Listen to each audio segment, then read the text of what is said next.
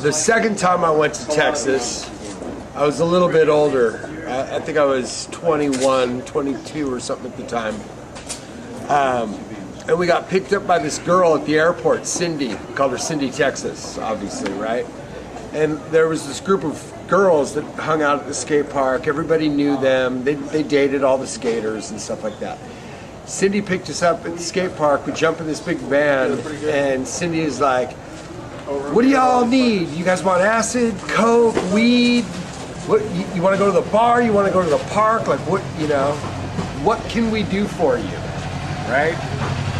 And like, it fucking blew my mind. Like, I was just like, whoa. Like, I'd never ever had hospitality like that. And you hear about Texas hospitality, you know. Go, Grosso, go! And it really is true, man. Like, on every level, you know, like, people just, they'll go out of their way to like, hey, you okay? You good?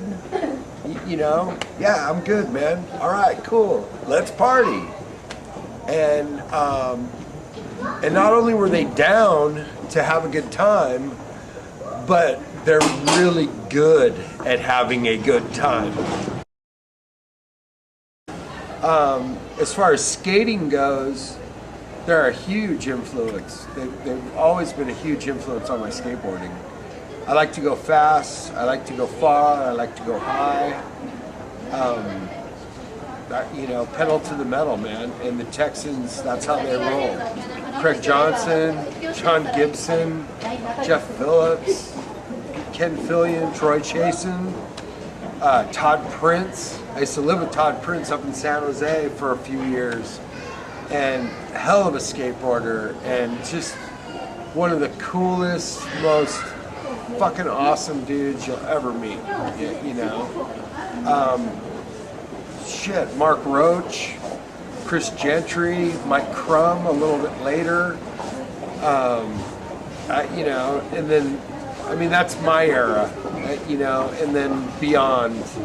And like all the way, like whatever, the Barras kids, Rainey and Rye nowadays. Rye's working for Thrasher, that's fucking awesome, you know, documenting skating. And Rainey's probably one of the best skateboarders in the world, like he gets it. You know, they know, like, they just know how to go for it, man. Like, they go, like, if you're doing drugs, you're going for it. You're skating, you're going for it. If you're fucking, you're going for it. You know, that's their trip, you know, and it's like, look at the bands that come out of there. Like, fuck, the Butthole Surfers come out of Texas.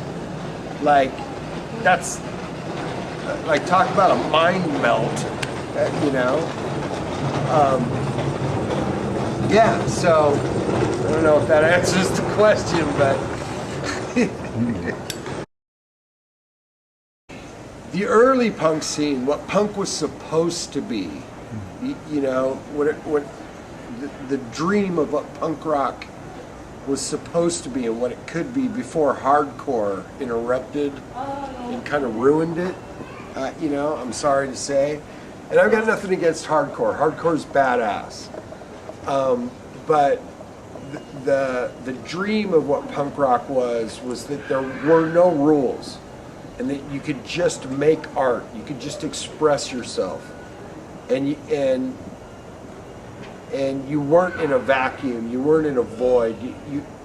You had all these other freaks, you know, that could express themselves too, whether you were playing super fast music or whether you were playing some slow, dirgy reggae beat, you know, like, and everything in between, right? Like, that was the beauty of punk. Like a band like the Misfits could exist and be taken seriously, you know, or Biscuit from the Big Boys, dressed in, you know, this big fat dude dressed in a tutu, you know, playing funk tunes with Tim and the Boys, right? Like,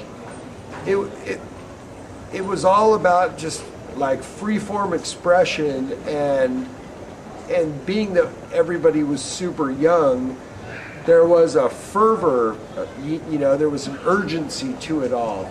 You know, it had to be delivered fast. It was like, we need more, go, go, go, go, you know, until, poof, you just exploded, and then you kind of piece it back together and go again, you know, and I think that's kindred to being young, to being a kid, you know. It's just like, I gotta go, I've got to consume the world, you know, and yeah, man, sure, there was some politics involved, you know. I mean, some of those guys were gay, you know, and back then it was really, really frowned on to be gay. You know, you have to take it in the context of the time, you know, and punk rock was it really turned into a boys' club, you know, especially with that when hardcore and all that kind of came in and swept over it. You know, so yeah, you know, there were people with their, you know, oh, fuck this and fuck that, and you know, and divisions and all that kind of nonsense and stuff. But at the end of the day, the art, you know, the Dick's art or the Big Boy's art or the Butthole Surfers art, like, it stands by itself. Like, you go, you know, you listen to a Buttholes album, or you listen to a Dick's song, or you go through the Big Boys anthology, or you know, or like, you know, it speaks to itself. You know, like, it's for you to interpret, it's for you to enjoy. You know, and everybody's going to take something different from, especially from listening to fucking the Buttholes. You know, like, they're fucking out there. So, you know, but that's what good art is, right? Like, I'm not going to see or hear the same thing you see or hear. It's not going to emote the same feelings. And that's the beauty of it, you know? So, I mean, one of the great things about that whole scene, you know, is, you know, being a kid back then, like, those guys stood up and they were like, go out and make your own band, go out and do it for yourself, you know? And you know, they're all a few years older than I am, so, you know, back then, if you were 14, 15 years old, and you had like a 17, 18-year-old telling you, you know, that you could go make a band or you could go make art, like, it was the same thing as having a grown-up say it to you. It was like, whoa, I can do this?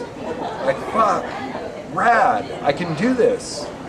And that was profound for a lot of us, you know, and it was just like, yeah, man. And, you know, we started making zines and putting little, you know, crappy bands together and throwing high school, you know, throwing parties for our bands to play at in high school, and just getting loose, you know, and skating, and like, it all just kind of went, you know, it was just this big gumbo stew that just all mixed together, and you either like the flavor, you know, or fuck off, go eat somewhere else.